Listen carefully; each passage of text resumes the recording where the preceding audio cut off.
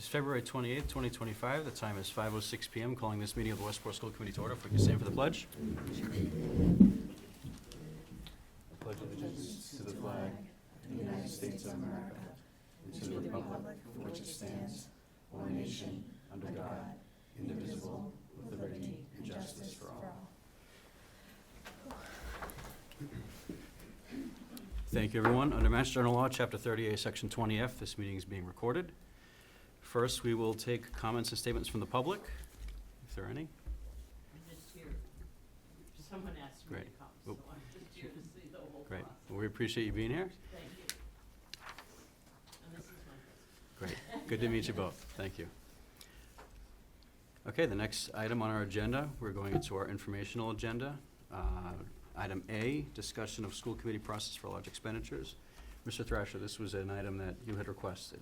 Originally I had, yes, Mr. Chair, I had requested this item just to review some of the processes and procedures regarding expenditures that were outside of curriculum expenditures and maintenance expenditures. In the days, I guess week and a half since my request, we received guidance from our council as well as from the MASC general guidance on this. And so at this time, I'm actually going to ask to the discussion. It seems what I thought might have been necessary is not necessary. So at this time, I'll leave it at that. Just for the edification of the committee, so that what he's referencing with council's thought on this, basically just went through the process of how expenditures are done, the way that process works. So this committee every year approves a budget that we recommend. That budget then goes through town meeting after the finance committee's recommendation. The total appropriation that is received, the school committee decides basically how that's spent within different line items. And the individual invoices that come in for expenses throughout the year are reflected in the bill warrants. So those are all reviewed by committee members. That's for every expense within every line item. And I review those. I'm sure members of this committee do too. And I ask questions occasionally of our business office if I have a question, and they're always happy to answer it. What does require school committee approval, both per our policy and just process-wise the way that it's done, is items that are outside of the appropriation that this committee gives. So if there's a line item and there's an unexpected expense and the administration or the district wants to spend more on that line item and transfer from somewhere else in the budget, that has to go to this committee for line item transfer approval. So that's we typically only see that, at the end of the fiscal year. From my experience on the committee, we've not had that come up mid-year. It hasn't happened yet, but that would be the process if that were to happen outside of the budgeted items that this committee sets every year in the appropriation. So, and Mr. Chair, I will just say that the chief concern I actually had was related to potential transfers, and so once we got the clarification on the policy that is already enforced, I think I'm certainly satisfied from my inquiries. So, thank you. anything from the committee? I did have one thing. Sure. That I thought may fall under this when I originally saw it on the agenda. In terms of, obviously, end of year here and staffing, and whether it be new hires moving into next year or whatever it may be. In terms of what I've seen in terms of a couple of staff members, and I don't know if that would fall, obviously it falls in budget, but I think my question more or less is in terms of when these new people are coming in or being shifted around, is that within our scope of things? So my understanding is if it's a position and there's a hire for a position, for example, say it's a teacher position, and say a teacher left mid-year or whatever the situation may be, and someone else applied for that position, someone was hired, that would still be under the same budget line item. So that outside of that person's salary being increased, as long as it fell within that, the decision itself would be obviously delegated to the administration. Sure. That's my understanding. Okay. This committee does have, obviously, hiring authority over a few positions Mhm. that are obviously, we budget every year as part of our non-union salaries Sure. that are contract positions, superintendent being one of them. I believe there are only 4 of those that exist that the committee is approving, but obviously the main one's the superintendent. But there are, to my knowledge, only 2 of those are up at the end of this fiscal year. Okay. The ones that would fall directly under the purview of the committee. And, for lack of better terms, just because I don't know what the term is, how about a substitute for an administrator at this point? Are they paid, and is that taken care of through like a regular substitute line item? Obviously, I know we have substitute teachers when it Right, becomes right, an right. administrator position. I can inquire with the business office on Okay. that, yeah, on how that's, yeah. I appreciate that. Because I know, Mr. Thrasher, when you had a question on that there was an existing line for a couple of the items that you were wondering if, there were existing. So was an that may be existing the line, instance yeah. for this, So- and I can definitely check on that and follow up with you. Excellent, thank Yeah. you. If I may. Sure. So I think,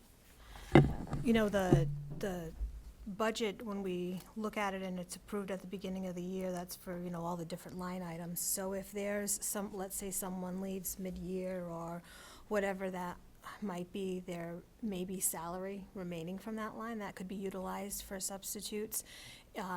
If it's in a specific school, you could be looking at the salary line for that school. Typically where you'll see it is it'll be drawn from, salary to salary versus other expenses. And then at the end of the year, as, I think it was either, I'm not sure who mentioned it, there's those budget moves that occur with the business office.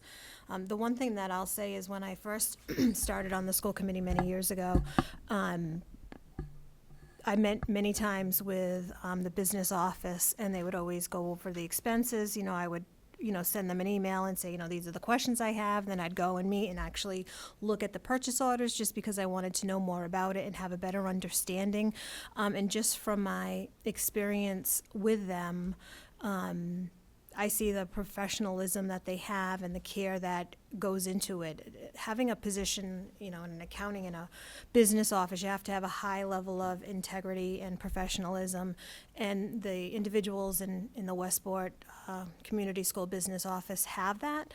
They're very trustworthy, and they know what they're doing, which I think is important. That being said, I also think it's important for the committee when they look at expenses, if there's things that, you're not sure about, to just ask, so that you can also gain that level of confidence. And then even if you have that confidence, if something else comes up. So just a thought. Thank you. Just adding to that, Ms. Pacheco, so I know I've asked a number of times, even when I've viewed the bill warrant, because I look at the invoices as well in the binder. And especially I can inquire specifically about the staff line because that's a, legitimate question. And I know what has happened in the past with some of those positions is it obviously will fall into the same line because it would have to go to the committee if it didn't. But if a position was, say, reduced, or a person coming in at a lower step that fills a position, that may be reflected in a savings if there's another expense somewhere else within that line. So I think that's what's happened in the past. So it's kind of, I know some positions have shifted, some have, been made school year positions as opposed to year round. Some have, if a person leaves and a less experienced person may come in, that may be a different step. So it's kind of, that's what I've seen, but I can definitely, speak about to the specific mechanism for the staff, yeah. Thank you. Absolutely. Anything further? All right, hearing none, we'll move on to item B, discussion of superintendent job description. So our posting on Tuesday did not include this on the agenda, so we could not add it in before the posting deadline.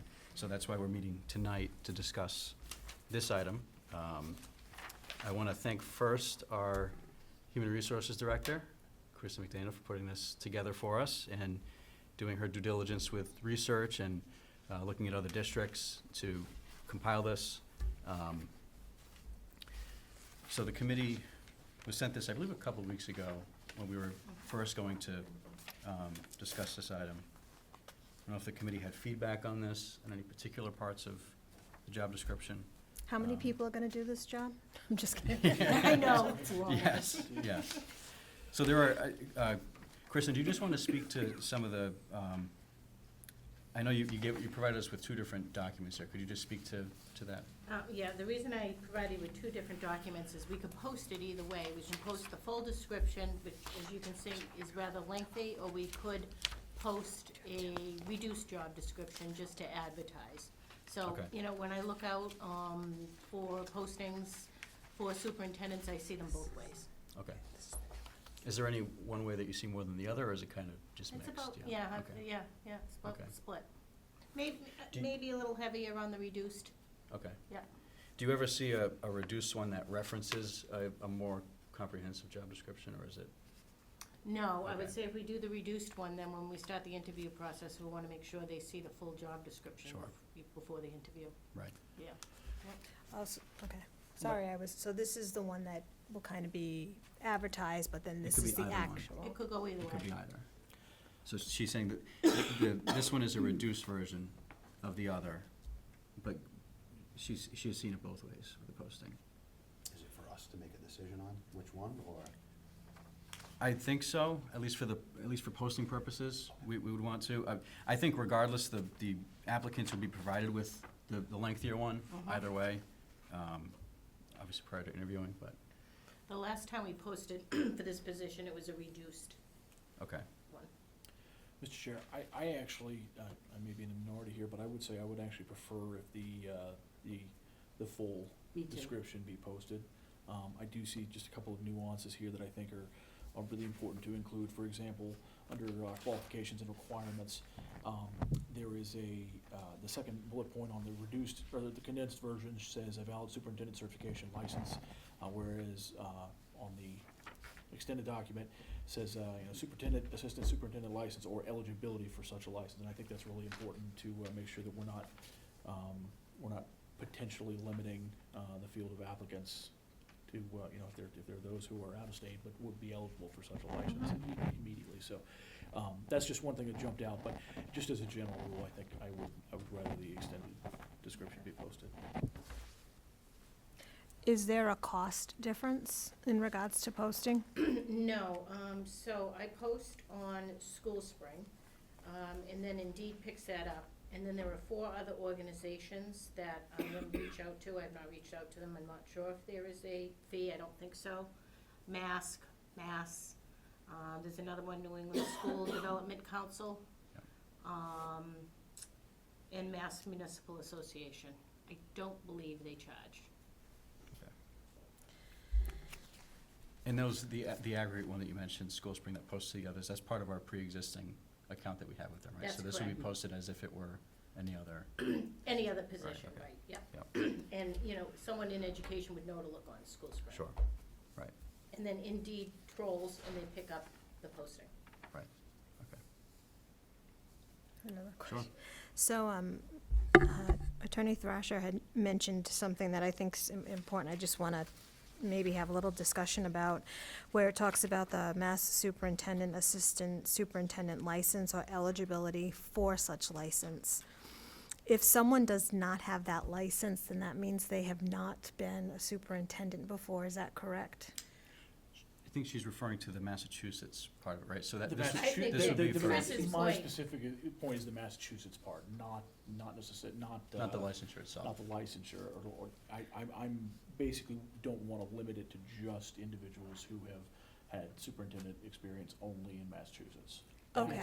That's So- the only I thing understand what was you're saying. saying. So, okay, all Yes. right, so I just wanted, all right, Yes, because no, that's, absolutely. because I really want to have someone who has had experience as a superintendent before, so, They could be eligible for a Mass license, they could be a Rhode Island superintendent that doesn't have a Mass license. So that would be the eligibility. so versus eligibility for such license, can we say something of Massachusetts or other state superintendent license? Eligibility for a Massachusetts get rid of- license?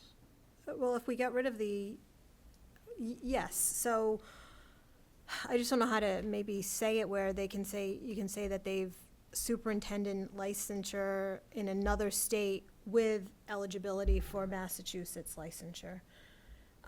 Because for me, one of the minimum qualifications should be a superintendent somewhere. I mean, that's just me. I mean, let's have a discussion. If someone feels different, I'd, be happy to hear. But I think that coming into this district, with the limited resources that we have here, we have to have someone who has that experience. So your suggestion would be to modify this language to say eligibility for a Massachusetts superintendent's license at the end of it? At the end of that Well, line. somehow say that, but, so it says Massachusetts superintendent / assistant superintendent license, or, other state superintendent / assistant superintendent license with eligibility for Massachusetts license. Or something like that. I did, or licensure from another state with eligibility for mass license. That's good for me. I don't know how everybody else feels, though. That's good. I will say that ideally, I think our ideal candidate is certainly gonna have extensive superintendent experience. I for one am kinda curious to see what would come through, if there's, you never know when someone who, maybe they've been an interim or something, maybe not a full-time superintendent before, but I take your point that, our, like I said, our ultimate choice is probably gonna have experience, but I would be very curious just to see. My goal in this is to be able to make a decision based on a very large pool of applicants. That's the one thing I'm hoping that we're gonna get, So if I'm not necessarily disagreeing with you, but Yeah, I'm just, no. So I think, when we look at our school district, it's a relatively small district. We might have some individuals who are assistant superintendents in larger districts where they are taking care of a subset of students that is equal to our district. So, an assistant superintendent versus a superintendent, I can see that. But it's still somehow a superintendent, whether it's assistant or the actual superintendent. The one thing about our district is the salary, right? So I think, we have to recognize, one, what we're able to provide, and then what those individuals are going to come to us with experience. And we want them to be successful, so we don't want to give someone too much who's not ready for that next step either. So I agree with you. I hope we have a large pool because we have a really great district here, and yeah. So Just a quick question, superintendent, assistant superintendent, separate licenses, or same? Are they a slash, Same. they're a slash, right? Yep, yes, slash, yep. Thank you. And just out of curiosity, do we have any data of what exactly would be a regionally competitive compensation at this point? Yep. Do you? Yes, so, Ms. McDaniel looked at communities of similar size to our district and found the average at 186.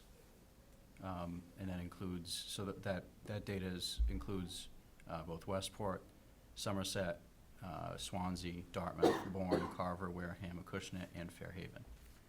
So that's what, those are included there, and that's the average. Obviously, there's a range there. The lower end is at 158, is the lower end of that. And that's And in your- unfortunate, which I believe is K through 8. Okay. And in your, from what you've seen looking into these, do you typically see that posted on the posting, or is that, I don't believe I do. okay, I'll double check it before I post it, but I don't believe I Okay. do.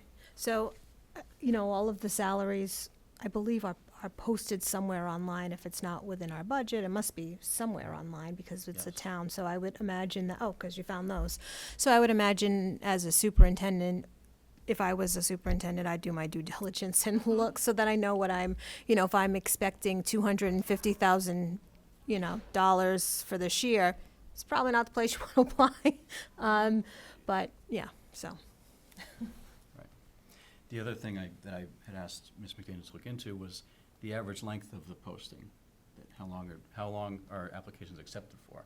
And the average that she found was roughly 2.5 weeks to a month timeframe. So just so the committee's aware, that's typically the.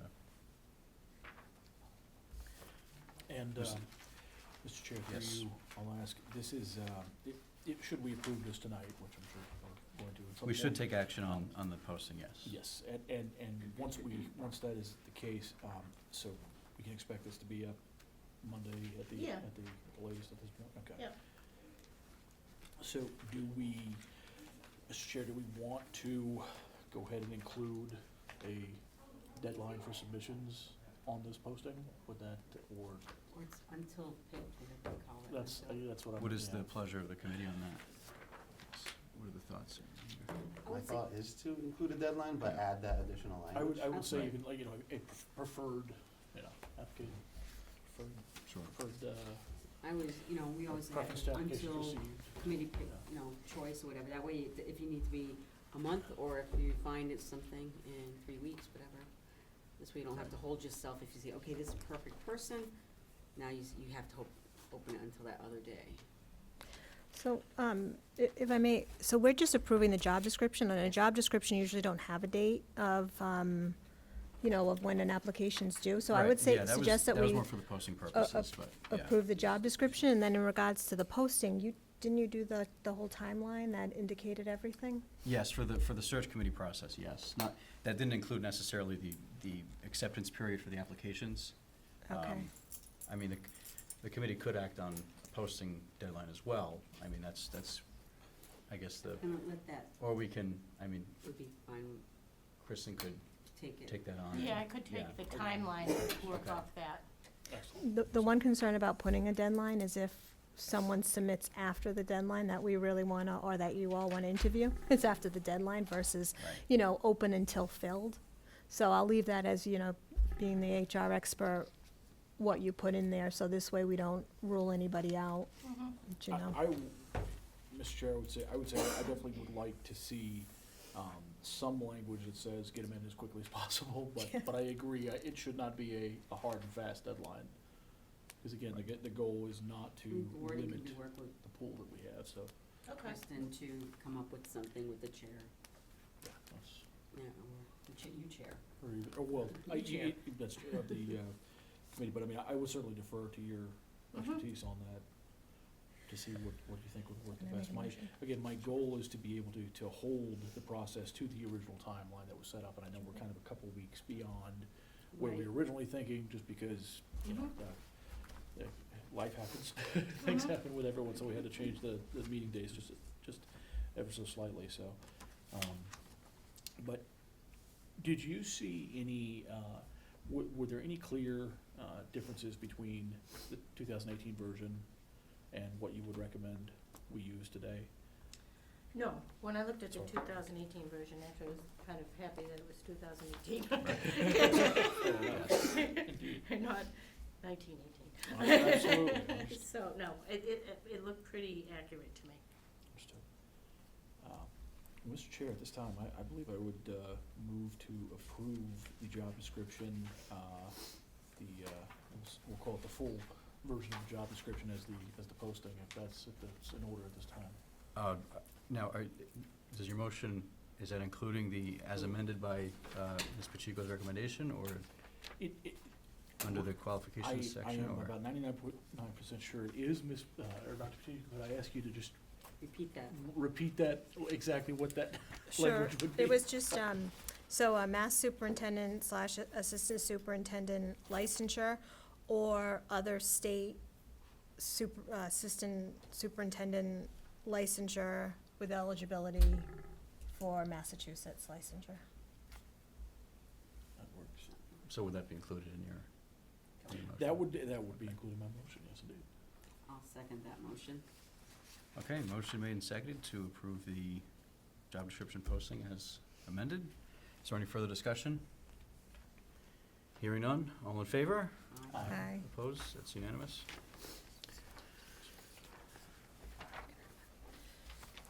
Okay, action agenda, we took care of that action item.